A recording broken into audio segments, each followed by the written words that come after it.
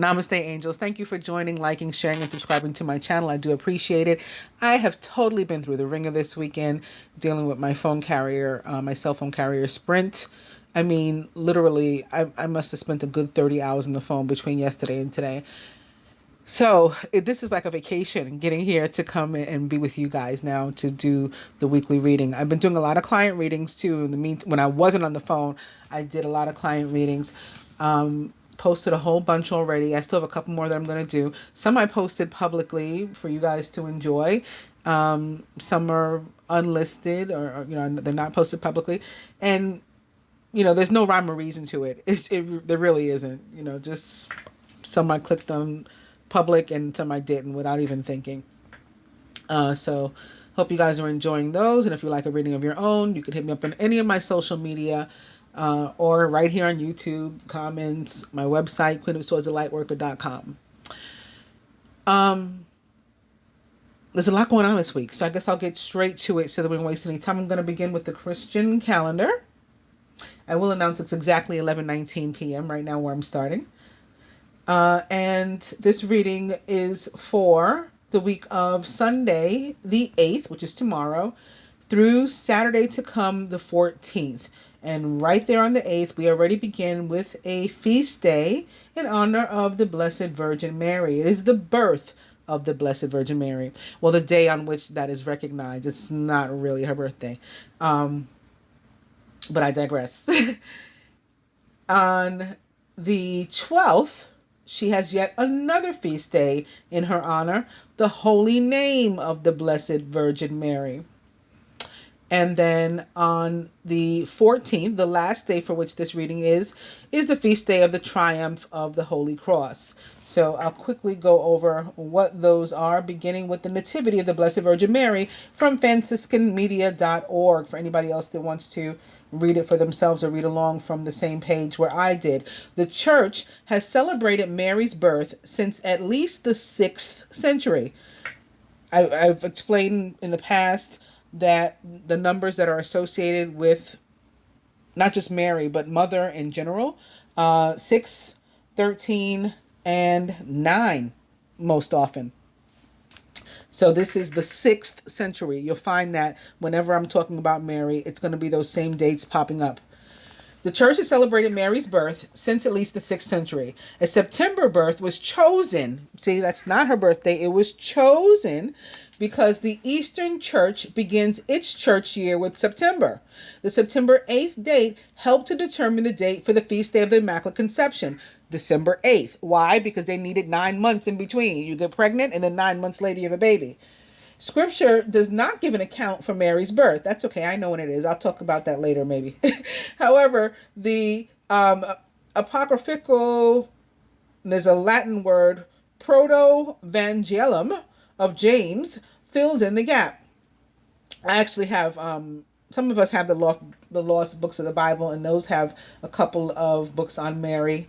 And there's another book that talks about Mary. And of course, some chapters and some books have just been lost, probably for all time, unfortunately. Anyway, it says the scripture doesn't give an account, but that you can find an account in this book of James. It fills in the gap. This work has no historical value, but it does reflect the development of Christian piety. According to this account, Anna and Joaquin are infertile, but pray for a child. They receive the promise of a child who will advance God's plan of salvation for the world. Such a story, like many biblical counterparts, stresses the special presence of God in Mary's life from the beginning. St. Augustine connects Mary's birth with Jesus' saving work. He tells the earth to rejoice and to shine forth in the light of her birth.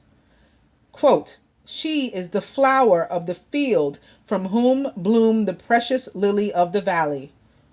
Through her birth, the nature inherited from our first parents is changed." End quote. The opening prayer at Mass speaks of Mary's Son as the dawn of our salvation and asks for an increase of peace. We can see every human birth as a call for new hope in the world. The love of two human beings has joined with God in his creative work. The loving parents have shown hope in a world filled with travail. The new child has the potential to be a channel of God's love and peace to the world. This is all true in a magnificent way in Mary. If Jesus is the perfect expression of God's love, Mary is the foreshadowing of that love. If Jesus has brought the fullness of salvation, Mary is its dawning.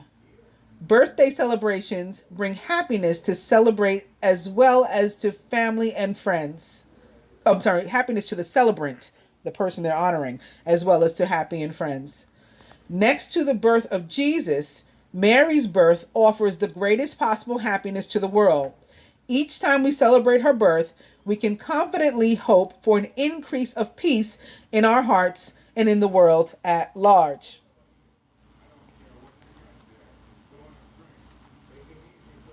The most holy name of the Blessed Virgin Mary, also from franciscanmedia.org. And this, again, is celebrated on September 12th. This feast is a counterpart to the Feast of the Holy Name of Jesus. Both have the possibility of uniting people easily divided on other matters. The Feast of the Most Holy Name of Mary began in Spain in 1513.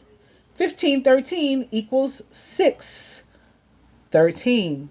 As I just mentioned a moment ago, those are the numbers associated with Mary. This also was recognized in the year 1671, which is another 6. And was extended to all of Spain and the kingdom of Naples.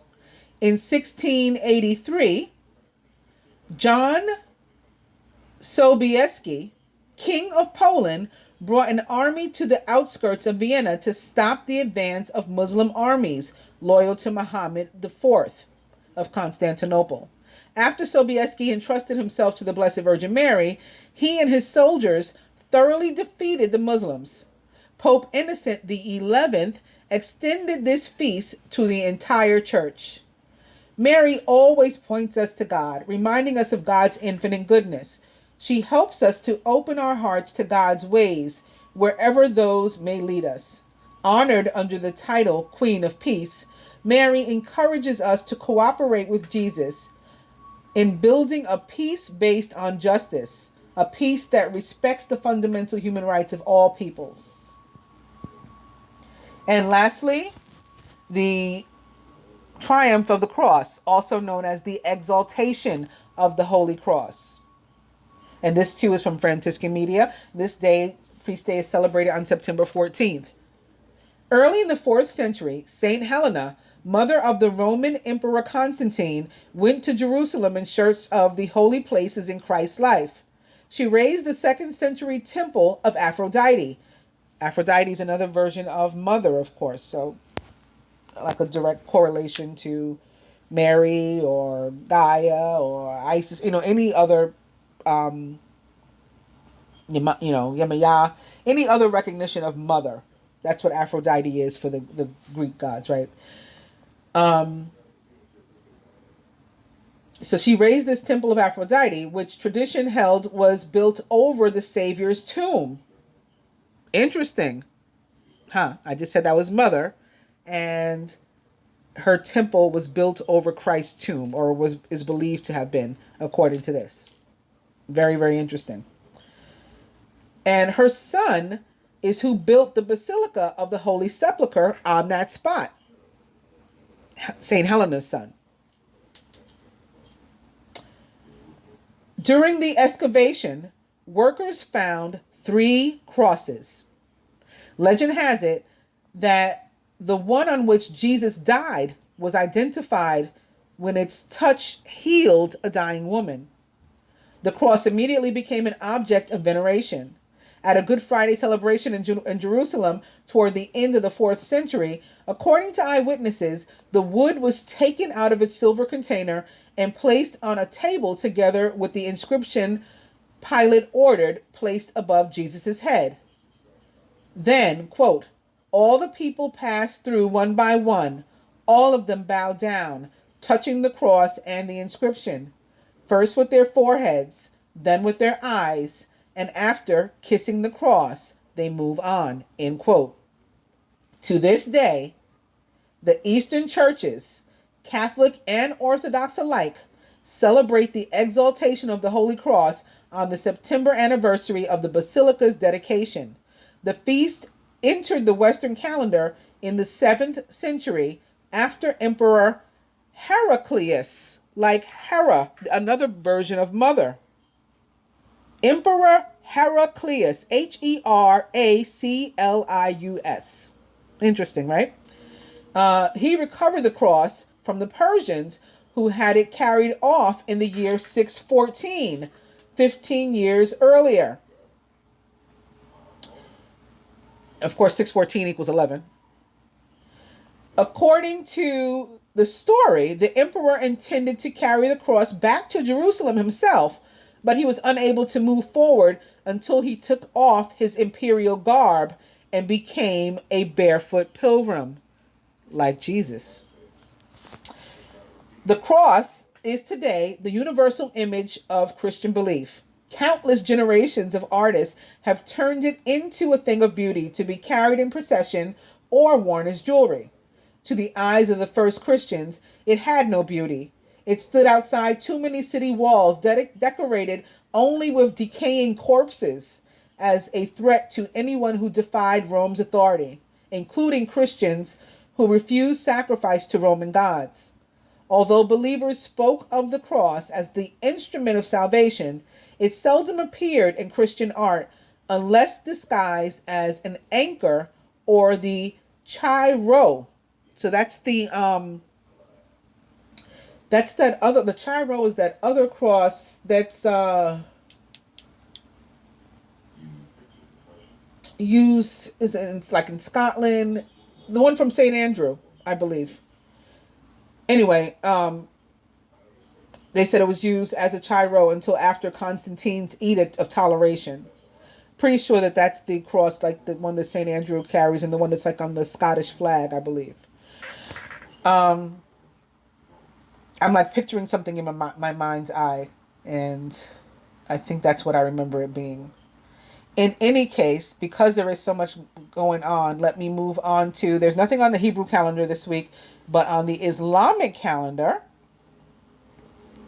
on the 10th and 11th is the feast of Ashura.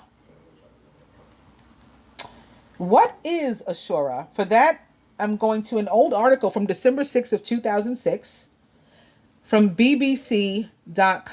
I figured they might be neutral, you know. So let's see what it is. The day of Ashura is marked by Muslims as a whole, but for the Shia Muslims, it's a major religious commemoration of the martyrdom of Karbala of Hussein, a grandson of the Prophet Muhammad. It falls on the 10th of Muharram, the first month of the Islamic lunar calendar. It is marked by Muslims with a voluntary day of fasting, which commemorates the day that Noah left the ark and the day that Moses was saved by the Egyptians, or from the Egyptians, by God. So I just want to stop there for 1 second. It's the day that is recognized as the day that Muhammad's grandson was martyred, Noah left the ark, and Moses and company, the other members of the elect and the illumined, right, those 650,000 people, were saved. Now it says saved from the Egyptians by God. A bunch of them were Egyptians themselves. So I'll remind everybody as well that Abraham's very first son, was half Egyptian. His mother was an Egyptian slave that had been a princess. She was Pharaoh's daughter, and he gave her basically to Abraham and Sarah. And Sarah asked Abraham to marry her, take her as a second wife, and to have a child with her because she was already like 75 years old and had never given him a child. As the story goes, eventually she did, and that was Isaac. But Ishmael was not only Hebrew or Jewish, he was also Egyptian. So, and as were many, many others. If you look in the Torah, it's pretty honest in there that it says that it was a pilgrimage, an exodus of many Jews and Egyptians. But as time has passed, people have erased the Egyptians more and more so from the story. I just think it's very interesting, the 3 days or 3 events that Muslims are celebrating on this day, right? Noah, Moses, and Muhammad's grandson. So back in this time, right, religion wasn't as separatist as it is now at all. Like, they all shared the beliefs, and that's why the Torah, the Quran, and the Bible are all very, very much alike. In any case, we'll move on to the next paragraph. It says, for Shia Muslims, Ashura is a solemn day of mourning, the martyrdom of Hussein in the year 680 AD at Karbala, which is modern-day Iraq. It is marked with mourning rituals and passion plays reenacting the martyrdom. Shia men and women dressed in black also parade through the streets, slapping their chests and chanting. Some Shia men seek to emulate the suffering of Hussein by flagellating themselves with chains or cutting their forehands until blood streams from their bodies. Some Shia leaders and groups discourage the bloodletting, saying that it creates a backward and negative image of Shia Muslims. Such leaders encourage people instead to donate blood, like to charities, to organizations, hospitals that need the blood. Islamic schism. The killing of Hussein was an event that led to the split in Islam into 2 main sects, Sunnis and Shias. In early Islamic history, the Shia were a political faction known as the Party of Ali, and they supported Ali, the son-in-law of the Prophet Muhammad and the 4th Caliph, which was the temporal and spiritual leader of the Muslim community. The great schism between Sunnis and Shias occurred when Imam Ali did not succeed as leader of the Islamic community at the death of the Prophet. Ali was murdered in 661, which is 13 AD, and his chief opponent, Muawiyah, became the Caliph. Caliph Muawiyah was later succeeded by his son, Yazid, but Ali's son Hussein refused to accept his legitimacy, and fighting between the two resulted. Hussein and his followers were massacred in the battle at Karbala. Both Ali's and Hussein's deaths gave rise to the Shia cult of martyrdom and to their sense of betrayal and struggle against injustice, oppression, and tyranny. Today, Shias comprise about 15% of the total worldwide Muslim population. But again, this was written in 2011. So that number may have changed, increased, lessened, I'm not sure. So that was the 10th into the 11th, because for Hebrew and Muslim feast days and holidays, we always start the day before at sundown, and then it goes into the next day, and that's a whole full day. So the 10th at sundown and the whole day of the 11th. Also on September 11th is the Ethiopian New Year. And for that, I'm not going to read from the whole page. I'll just say there's a holiday called Inkutatash, and that is the first day of the new year in Ethiopia and in Eritrea. It occurs on Mescharim 1, which is the month, the first day of Mescharim on the Ethiopian calendar, which is the 11th of September according to the Gregorian calendar. But this year, it will be celebrated on Thursday, September 12th. That has something to do, I think, with leap years. I believe I'll read about that in a second when I talk about September 11th in general. And this is, again, this New Year is observed both in Ethiopia and Eritrea. And it's also known as the gift of jewel, as in like jewelry, which is interesting. Now, September 11th, here's some really interesting stuff. I can't do a weekly reading and not acknowledge the date, September 11th, especially with my being a 9/11 survivor myself, living blocks away from the Trade Center. And actually, my deeper and further connection to the Trade Center, my grandfather was one of only 3 black men to have been, part of the building of the Twin Towers.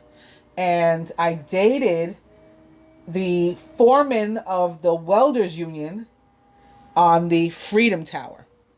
So my grandfather was part of the original buildings, and my ex was part of the replacement building, and I lived down the block.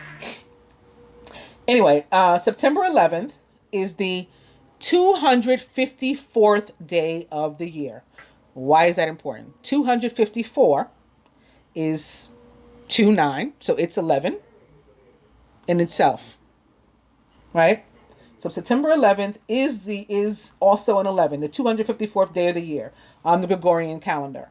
And after that, 111 days remain until the end of the year. Between the years 1900, so again, 19 is significant because of its connection to father, similar to 13 being connected to mother. So between the years of 1900 and 2099, which is another 29, or 11, like 1199, September 11th of the Gregorian calendar is the leap day of the Coptic and Ethiopian calendars. So again, I think that's why this year Ethiopian New Year is being celebrated on the 12th. And of course, on September 11th, at least here in the city of New York, and certainly in my neighborhood, which is pretty much, closed off every year on that date, we will be recognizing the event of September 11th. After that, like I said, September 12th this year is the official day that the Ethiopian New Year will be celebrated. And I talked about Ashura, right? I felt like something else was the 12th, but maybe not. I'll go to the celestial calendar in that case.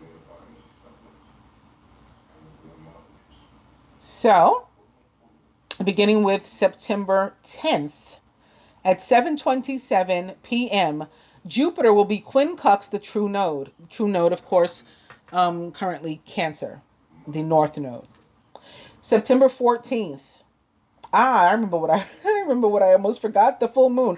Now, for some people, they'll be extra lucky, and the full moon will fall for them on the 13th. So it'll be Friday, the 13th, and a full moon, which is pretty cool. But for others, it's the 14th at 12:33 a.m., full moon in Pisces.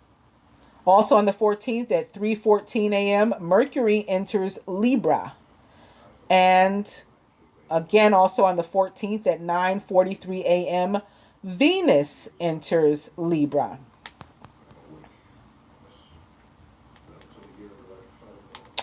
And on that note, we will get to the reading. Beginning with the dice first, and buy shoes, no, and massage.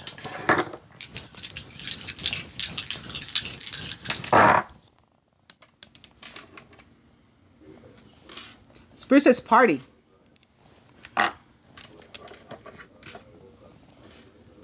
Dirty movie.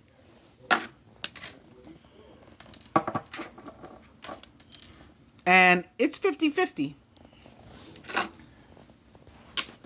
For the cards with the Animal Tarot, I'm beginning with Major Arcana card 1, the Magician, which represents the sign of Gemini.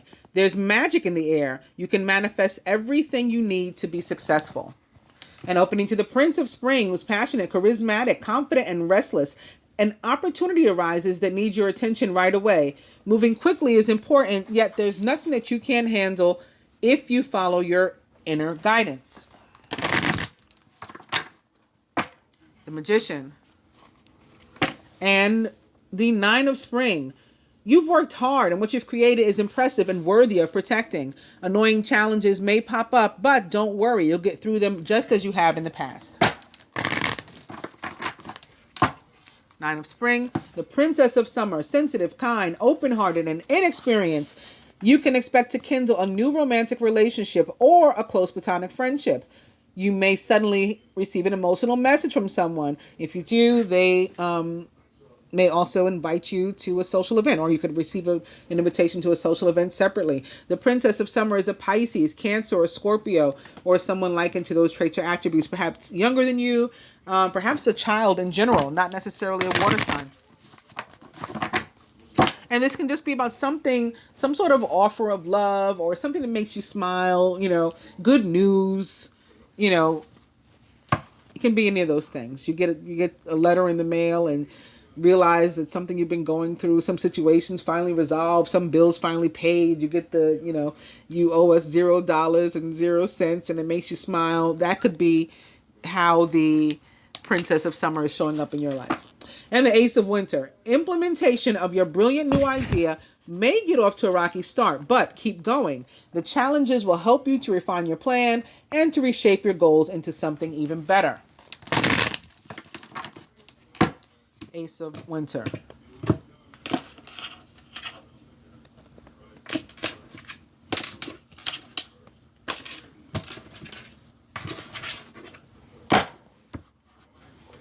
The King of Autumn. Compassionate, accomplished, charismatic, and grounded. Everything's going to turn out great. Projects will be stunningly successful. Exciting new career opportunities are possible. And money or resources that come your way will be invested wisely. The King of Autumn is a Capricorn, Taurus, or Virgo, or someone likened to those traits or attributes. Overall energy is the Seven of Winter. Caution will help you to avoid the loss of valuables, including non-material resources such as time or peace of mind. Be aware of the results of your actions as well as what others might be doing behind your back. I also have my Universal Love Oracle out, even though this is not the love reading. There's some general cards in here too, but I'm beginning with love and opening to the Universal Heart. I think this might be why I wanted to use, I don't know. I was just moved to use these for the general. But of course, this is a depiction or an illustration of, a common image that's used for Jesus, and then opening right from him to a common image of Mary in sorrow.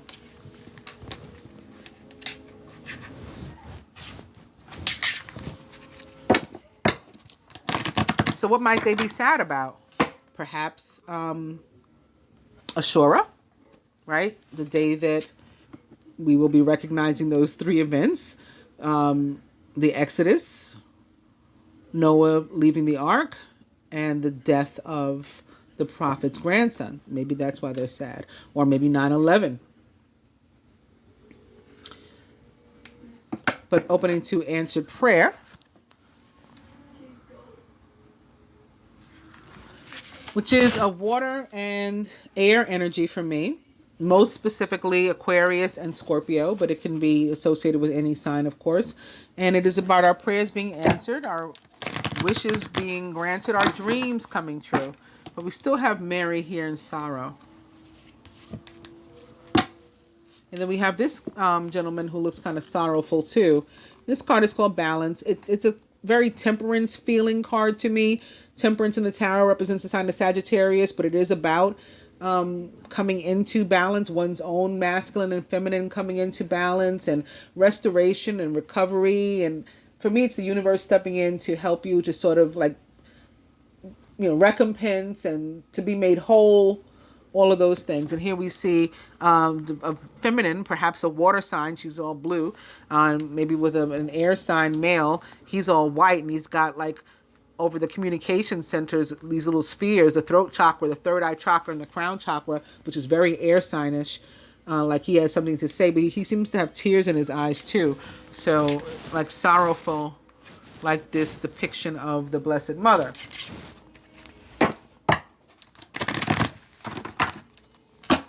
Balance.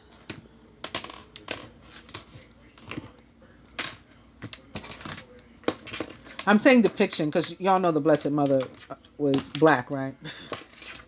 And that's not a secret. I posted the other day on Facebook, actually, Pope John Paul, him kissing the Black Madonna every morning. And every morning he would go out and at the Vatican and say a mass and, be chanting Mariama, Mariama. And in all of the like Eastern Orthodox countries, Germany and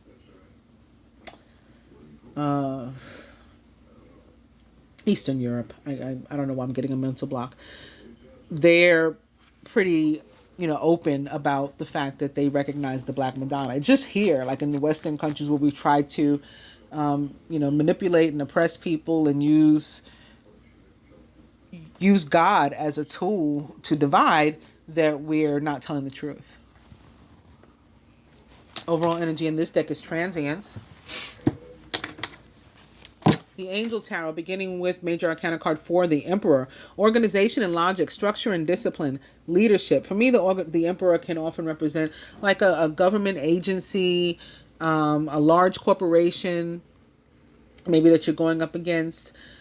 It can be a father, a divorcee, a widower, a married man, the marrying kind, marriage material, mature man, a boss. Can definitely represent your own energy, that you're like in control of your life, the master of your own destiny. Maybe an Aries or a Scorpio, most specifically, because it's associated with Mars too, their ruler. And up into the 5 of Air. An unwise choice. Learn what you can from this situation. Review everybody's motives.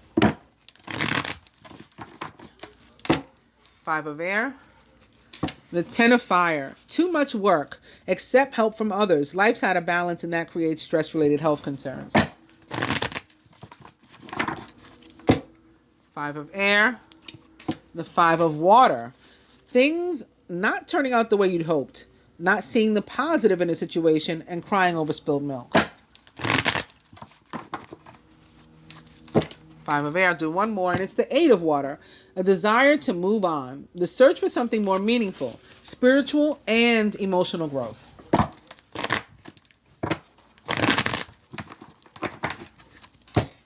5 of Air. So we've seen the 7 of Air and we have the 7 of Air as an overall energy here. Usually when you see that one, the 9 and or the 5 aren't far behind, honestly.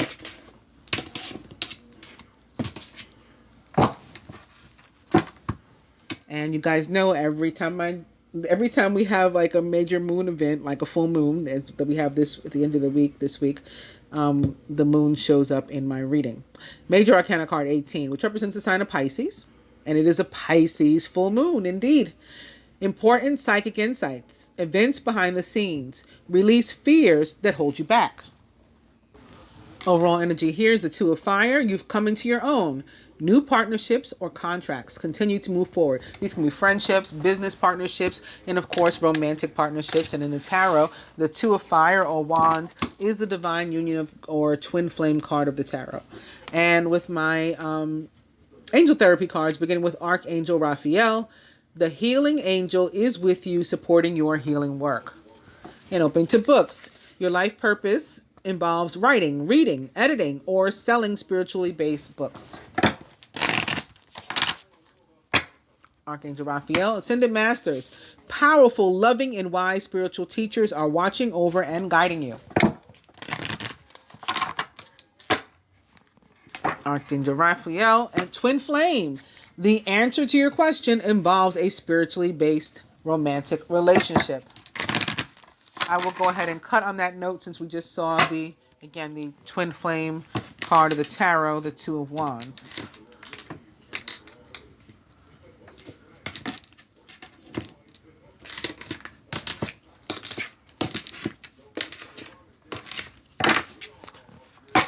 Solar plexus chakra. It is safe for you to be powerful and take charge of your life in positive ways. So this is very Emperor too. Like you're running your own show. I think I'll use these two first and do my cross spread.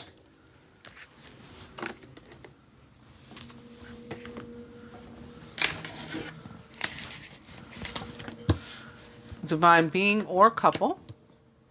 Recent past, near future, masculine's higher self, blocks to individual or shared progress, what the feminine can do to help herself, what the masculine can, what the universe would have each or both do, whether they're, again, single or partnered, but each, person has to affirm, because we have free will and we can make free will choices. So each person has to tell the universe, yes, I want this. Yes, I'd like your help. Universe would love to help us with that and the outcome. Same thing with this.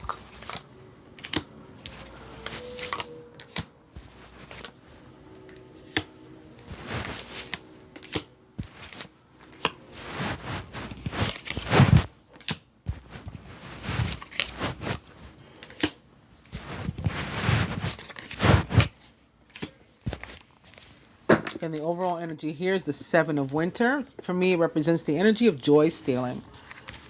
We can take our own joy by lacking confidence, being afraid to take risks, lacking esteem, not moving forward where we need to, not protecting ourselves and our belongings.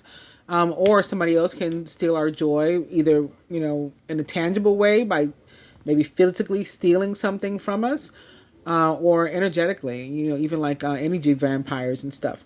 And with the first deck, the Universal Love Oracle, again, our overall energy is transient, which is a card indicative of a need for both healing and surrender, full surrender.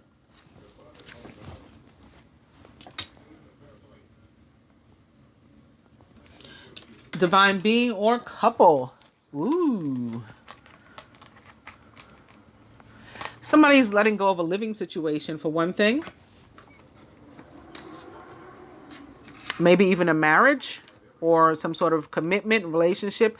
Something is done, it's burning, right? Let it burn. Golden Memories is a card for me that is about the importance of taking, life's lessons and the positive memories as we move forward. Maybe somebody is physically moving to a new home and there's a lot of stuff you're going to have to leave behind.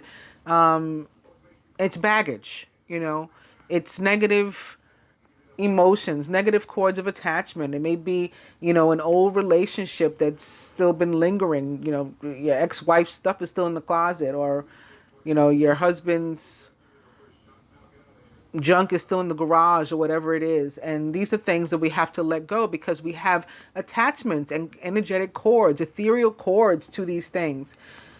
So there's a need to leave that baggage, let it go, drop it like a hot rock. I tend to say, it's on fire. Drop it like it is hot, and leave it there. You can't take that stuff with you. We're moving, and we got to pack light, right, to move forward. The Four of Spring, a Four of Wands, is one of the most awesome cards in the tarot. It's time to kick back, to relax, and to celebrate all that you have.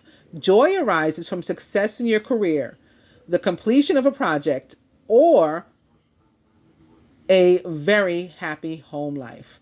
So this is about us being happy and moving forward one way or another. We could be signing some sort of contract, entering some sort of commitment, maybe even getting married or engaged, but also, or moving. It's going to have to do with home, family, but also letting some stuff that, was not so joyous, or isn't so joyous anymore at this point in our lives. Maybe it served its purpose at another time. It's no more, and we're letting that stuff go. Recent past. the ending of a stressful phase, or where we had a lot of stuff on our plate, a bunch of stuff to do, a lot of concerns, maybe even worries, stressors. Could have been working a lot of hours and just had a lot going on. So the end of that and stepping into a new phase, situation, transitioning to a new energy is what was in our recent past.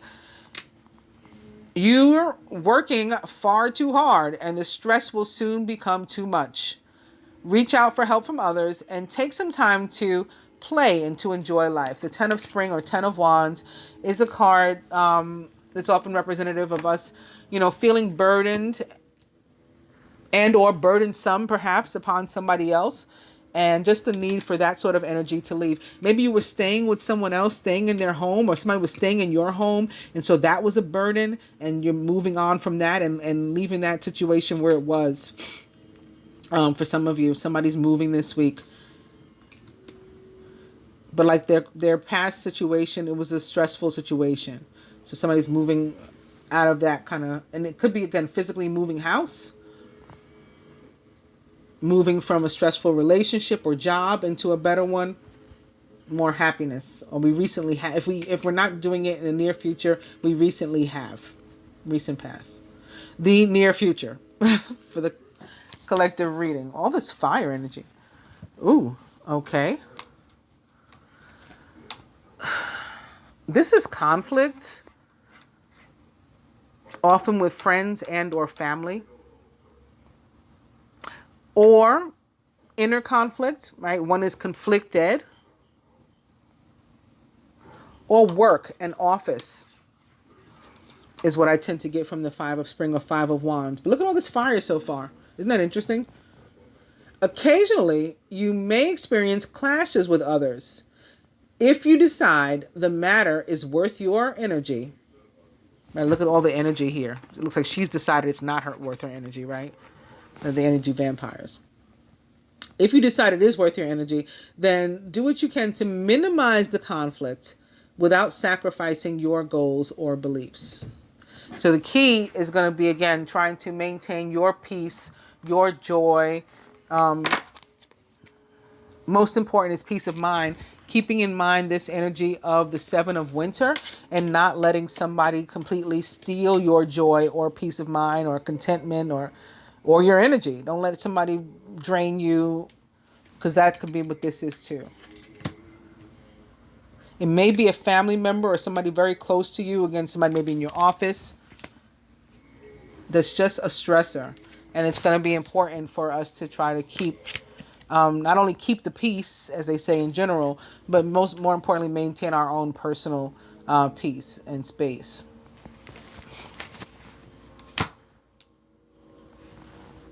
And also, if you're feeling stressed out and you're wanting to try to avoid the energy of stress or, again, conflict and things, I'm also getting, you can go get a massage. I think, didn't we see massage in the dice too? You can go get a massage or, go do some yoga, go do some meditation. Throw on some binaural tones, your favorite genre of music, and, listen to that. Try to find some sort of escape from that, and something that's going to bring you back to center, bring you back to peace. Masculine's higher self. Ooh, something good going on for him here. Like some sort of prayers answered. He's feeling good. He's feeling, in terms of like where he is in life, maybe spending more time with himself. Again, maybe having left some situation behind, job, relationship, living condition, and now spending more time by himself to get to know and like and even hopefully love himself a little bit better. But also just feeling like he's doing okay, right? Like he's on his way. If he's not feeling completely content and, like he's not wanting for money at this moment or anything like that, he's on his way there, Your success has brought you financial security and the reward of much deserved time off to enjoy your own company. You may suddenly have a brilliant idea for a business or a self-employment opportunity that will be very successful. And for you, it could be miracles, like prayers answered, something that you've always wanted to do or that you've been praying to come. You've been trying to manifest. You've been making a focused intention. Every time you see 1111, you've been stopping and picturing yourself, in abundant. You've been speaking positive words over yourself. You've been doing mirror work, standing in the mirror and saying, I am abundant. I am a boss. I own a company. and it's finally come true.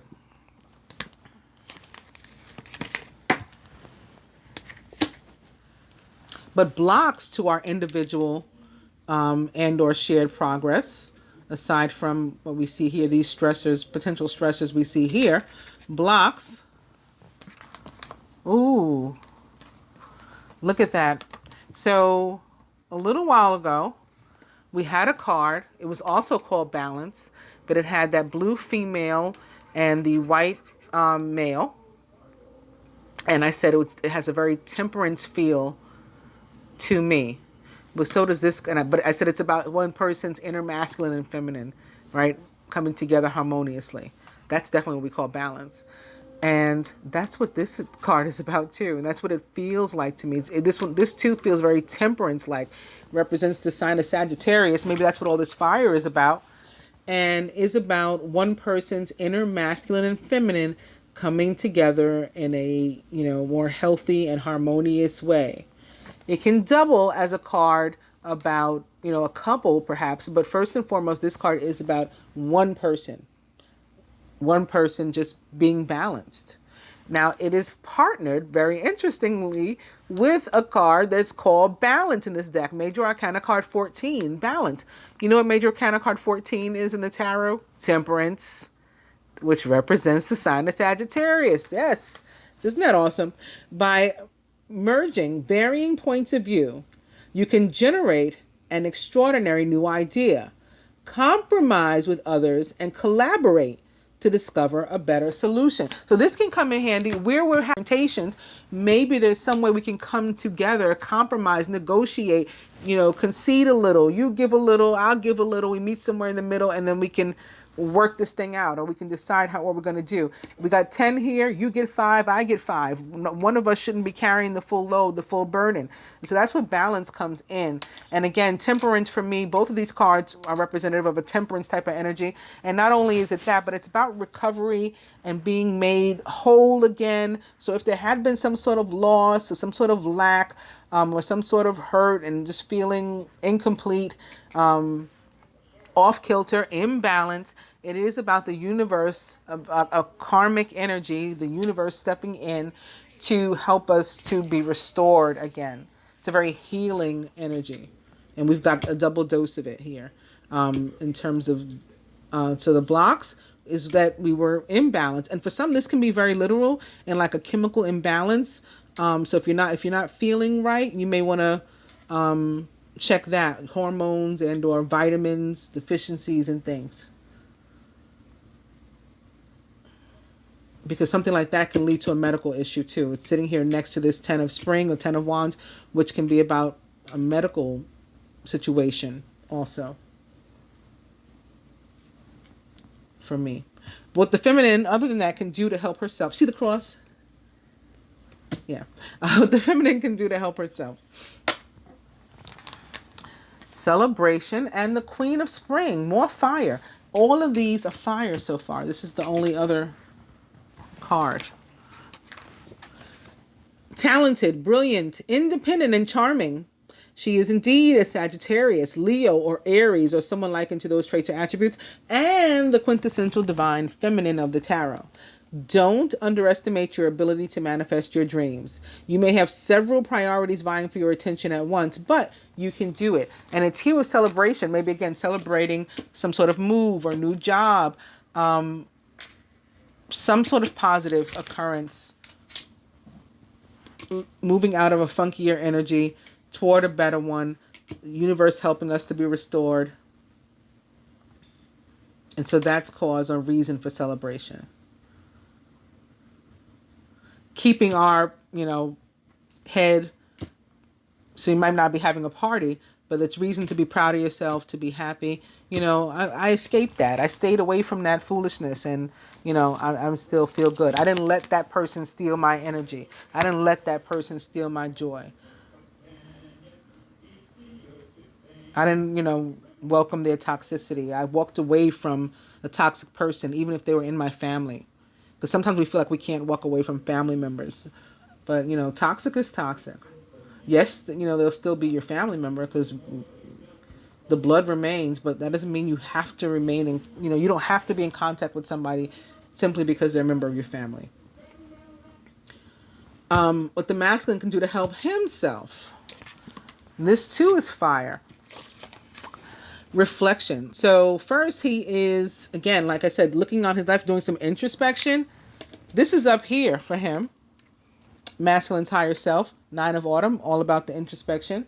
And the universe is saying, yeah, what he can do for himself is exactly that. Maybe spend some time on his own, looking back on his life, looking forward. What are his goals? What are his dreams? What is it that he's trying to manifest? The universe also, again, they are helping him. The 8 of Spring, 8s are all about karmic energy, karma, and, perhaps Jupiter stepping in with all this fire and Sagittarius energy, working behind the scenes on his behalf. Things are forward moving, buzzing, very, very busy. The 8 of Spring is also about communication. He may be thinking about reaching out to somebody, making contact, getting clarity with the sun here in the middle, giving someone clarity, enlightening them. I got something to tell you. Here's some news. Here's some information. Let me, correspondence. Or again, he could be becoming enlightened. Or learning something about himself, enlightening himself by, again, doing some introspection and going within. That's how the masculine can help himself. What the universe would have each of us do to help ourselves, but we have to, and even wants to help us with, but we have to first affirm eternal flame and release. So keeping some sort of passion, again, burning, whether it's for a person or, a hobby, a career choice, keeping the passion burning, but walking away from the old energy that's associated with it. So it's like the same type of energy we started with, we're ending on, kind of.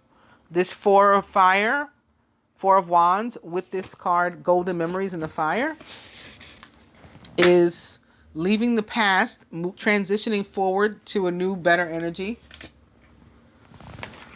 And so is this, right? So keeping the fire burning, in this case, the passion's burning. You don't have to leave that behind. You take that with you. But what else was associated that was old, we're going to leave that energy behind. The universe is willing to help us with that. Major Arcana card 13. It's time to release the past and to move on to something new. This ending is the first step on the way to a happier future.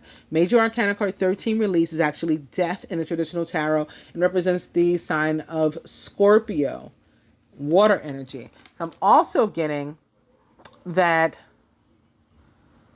the universe, for some, this has like romantic or relationship connotations.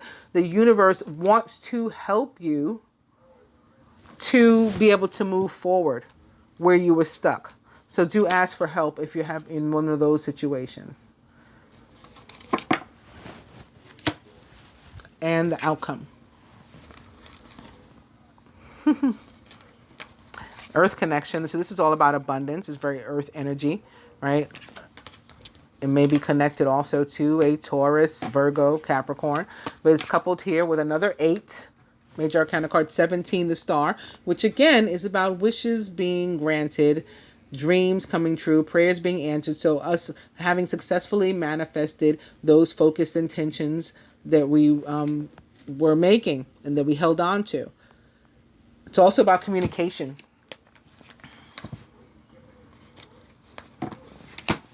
So people could be receiving, again, communications or reaching out to someone. You are about to take a big leap forward with your life. Leaving that old stuff behind, leaping forward to a brand new something that's much better. Worry, like this here, and that's in the center of our cross, 10 of Wands, that worry will be replaced with optimism. Fear will be replaced with hope. Fear can be represented by this, our overall energy of the 7 of Winter. Fear is going to be replaced with hope. And joy is coming home to roost. It won't be stolen. And when I picked up, speaking of the joy stealing, the Seven of Winter, right behind it, so for further confirmation that something funky is ending and moving into a new start, the Ace of Winter is also right behind it, upright. Implementation of your brilliant new idea may get off to a rocky start, but keep going. The challenges will help you to refine your plan and to reshape your goals into something even better. Also upright, Major Arcana card 2, which can also be about partnership as a 2. Or faith, the need to have faith because you're manifesting. You want your prayers to be answered. You got to believe that they will be. 2. This is the time to pause and to reflect, not to take action. Trust in your spiritual gifts as nothing is hidden from your divine intuition. So what that means is, it doesn't mean just be completely inactive and don't do anything. It just means don't do anything until you use those spiritual gifts to decide, like, what's my next move? To pay attention, universe, what would you have me do? What is the guidance, God? Angels, ancestors, whatever it is in which you believe.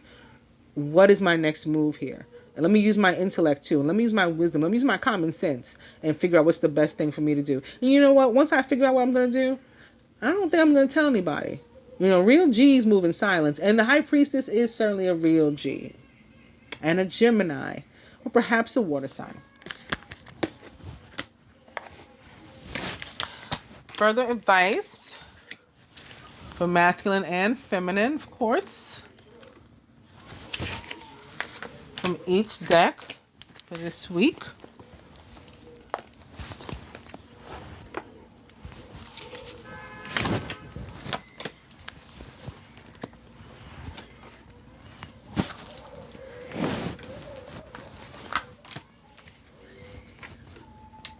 For the masculine, the Knight of Air. So you may have a decision to make or be awaiting a decision. That can be what this is connected to. Maybe you're reflecting because you got to think. I got to figure this out. What's my decision?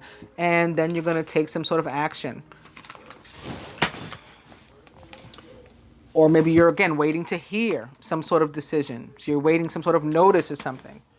The Knight of Air, this intelligent, decisive, idealistic, and tireless. Events that occur with great speed. Take time to carefully review your options. And so that way you can come up with creative solutions. The Knight of Air is a Gemini, Libra, or Aquarius, or someone likened to those traits or attributes. Again, somebody needing to make a decision or awaiting a decision, perhaps. For the feminine, just like we have an overall energy of the Two of Wands, now we're joined by the Two of Water. Again, twos about partnership and faith. A relationship that continues to grow closer. That's what I was talking about up here. I said for some, this is about the universe wanting to help us move our relationship forward to the next phase. So it continues to grow closer. Also, forgiveness is at hand. Maybe that's why Mary was sad too, because we got some things to apologize for and make up for. There will be the positive resolution of a conflict. So down here, remember we had a conflict, and I said it may be with, close friends and or family members. That can certainly include romantic partners, but this is a general reading. So this can also be about a close friend or a family member. It does not have to be romantic interest. But those conflicts can still be healed, or we will find this week the positive resolution of a conflict. From the angel therapy cards to the masculine, visualize success. What did I say to y'all just a little while ago? I said talk in the mirror and focus on the intention and do all these things.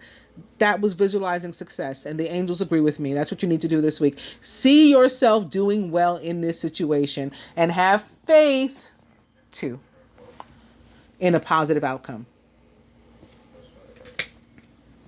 Feminine for us from the angel therapy cards, you are profoundly clairvoyant. Trust what you see in your mind's eye as well as with your physical sight. For your spiritual vision helps you with healing, teaching, and guidance, just like the High Priestess.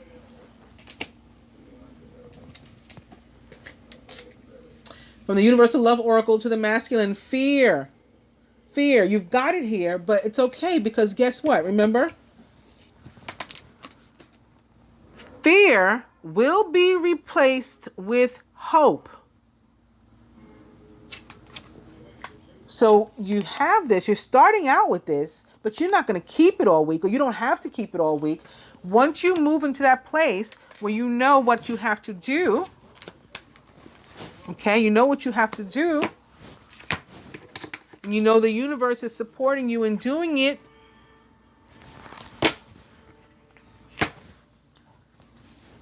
and you keep in mind that energy of the two,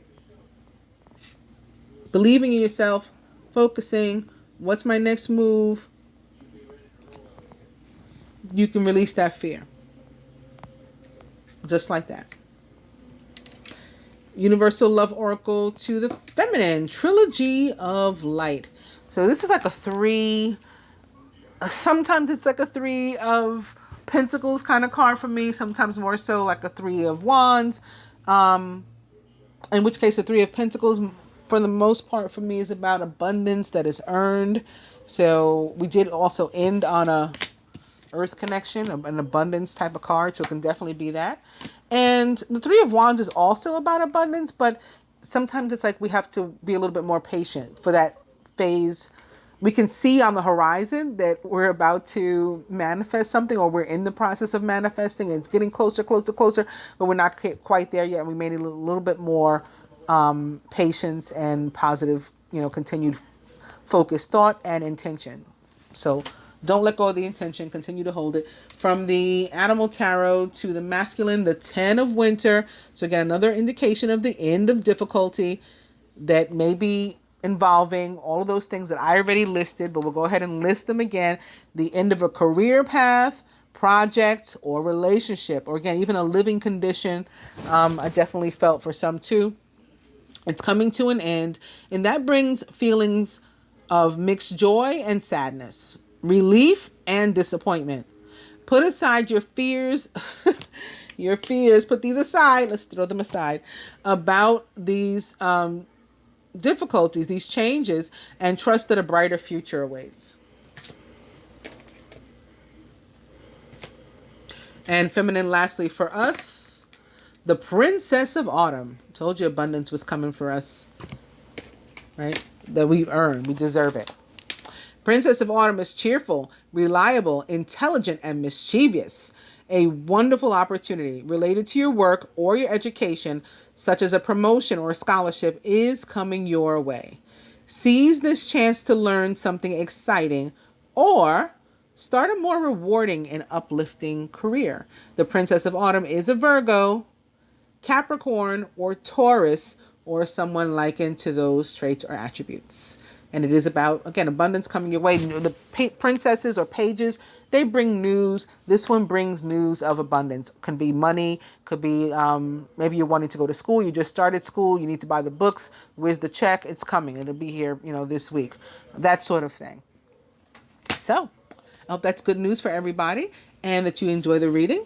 And I'll be back soon with the love reading. Thanks again for joining, liking, sharing, and subscribing. I'll see you again shortly. Namaste.